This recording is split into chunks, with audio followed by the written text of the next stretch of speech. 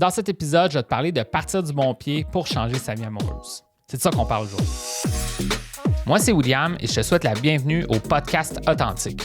Le but de ce podcast, c'est de t'aider à mieux comprendre le monde des rencontres pour te permettre d'avoir la vie amoureuse et sociale que tu mérites. Bonne écoute et n'oublie pas de t'abonner. Le thème d'aujourd'hui est super important. Selon moi, quand tu pars du bon pied pour changer ta situation, ça peut faire une énorme différence pour toutes les étapes suivantes.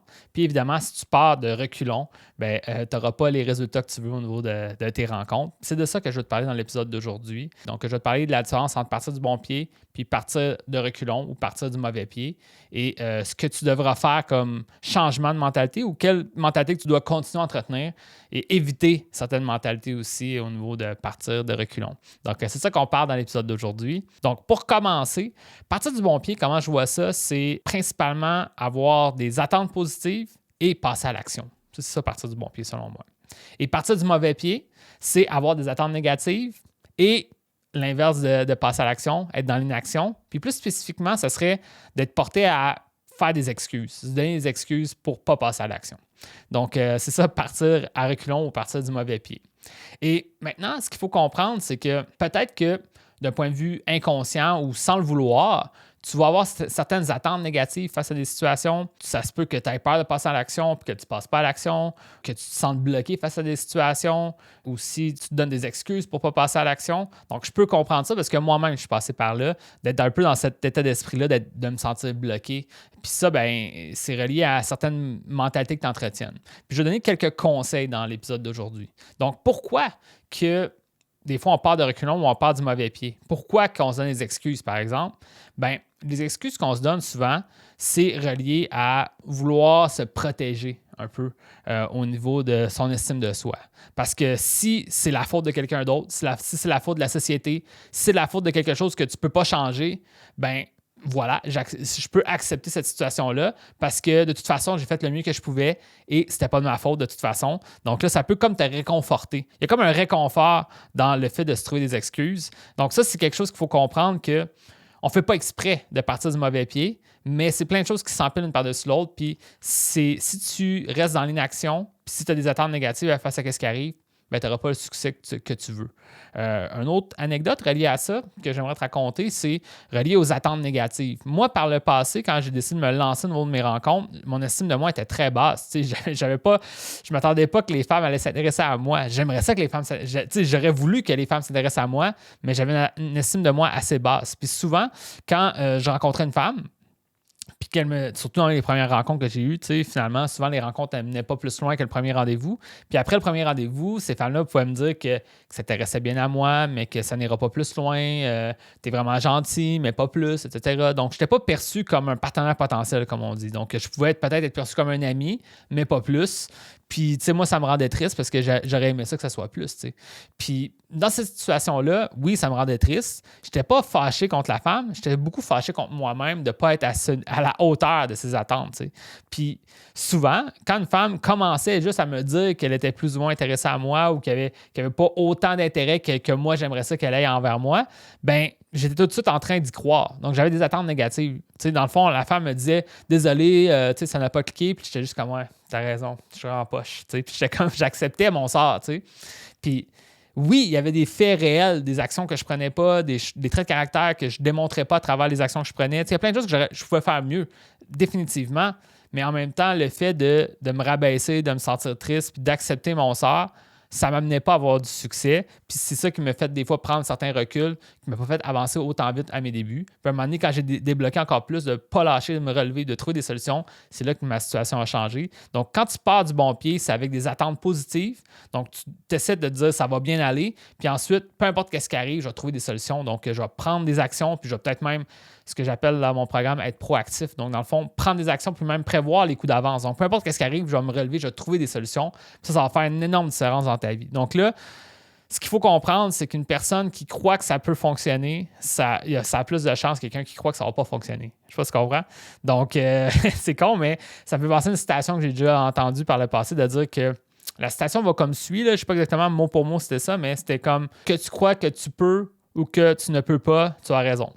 Donc, c'est ça la citation. Donc, au final, il y a une partie de ça quand même de si tu ne crois pas que tu peux avoir le succès que tu mérites dans tes rencontres, si d'une façon un peu inconsciente même tu n'y crois pas, ben c'est sûr et certain que ça ne va pas se concrétiser. Puis ensuite, il faut prendre des actions. Donc, si tu es dans les excuses, ben ça va t'éviter de prendre des actions pour essayer de mettre au défi tout ça puis d'essayer de faire avancer les choses. Donc, c'est ça que je voulais te dire. Maintenant, un autre thème que je veux t'aborder qui est très important, relatif à partir du bon pied, c'est avoir une certitude que c'est possible de changer sa situation.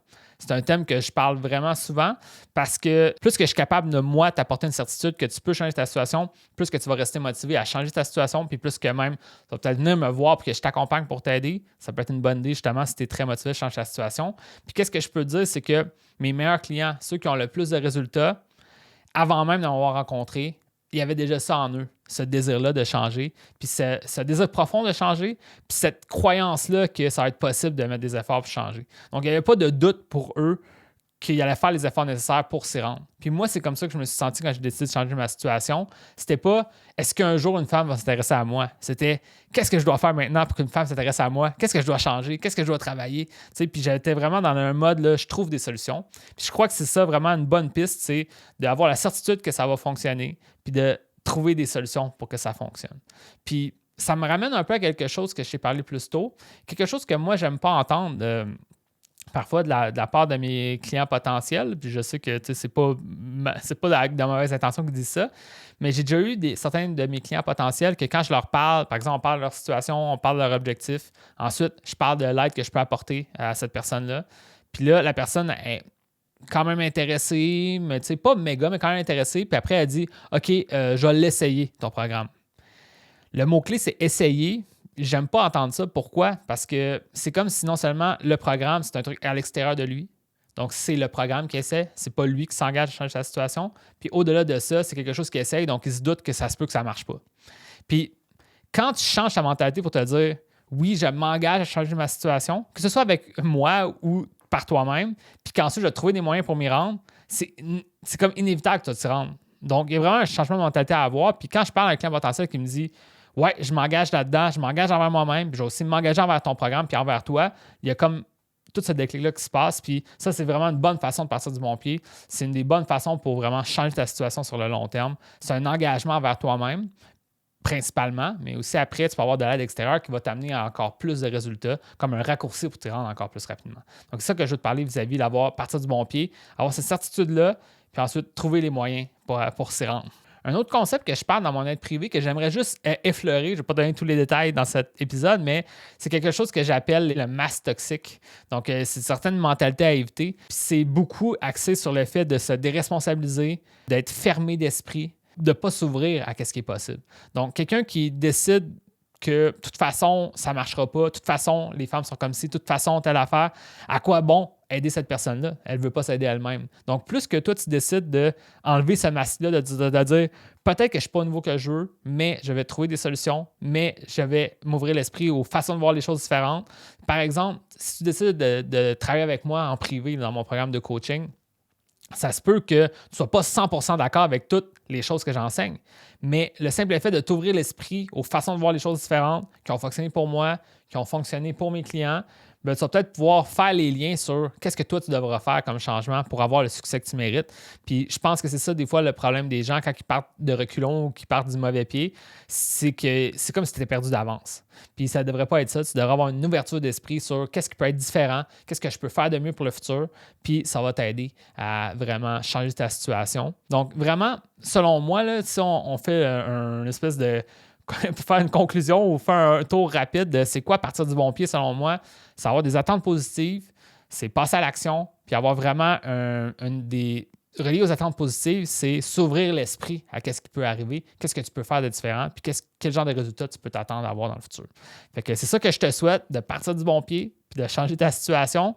Maintenant, si tu as aimé les conseils que je t'ai partagés aujourd'hui, je t'invite fortement à te joindre à la communauté authentique, donc OTANTIQ sur Facebook. Donc, si ce n'est pas déjà fait, joins-toi à la communauté. Sinon, si tu aimerais savoir de l'aide privée de ma part, viens me voir, on pourra s'en parler. On pourra se parler, viens me voir sur Messenger, par exemple, ou répondre à un de mes emails, on pourra s'en parler. Puis sinon, n'oublie pas que tu devrais t'abonner à ce podcast, donc que ce soit dans Spotify, Apple Podcast, Google, Google Podcast, peu importe. inscris-toi et tu vas pouvoir suivre les prochains épisodes. Donc, sur ce, je te souhaite bonne chance, on se voit dans un prochain épisode.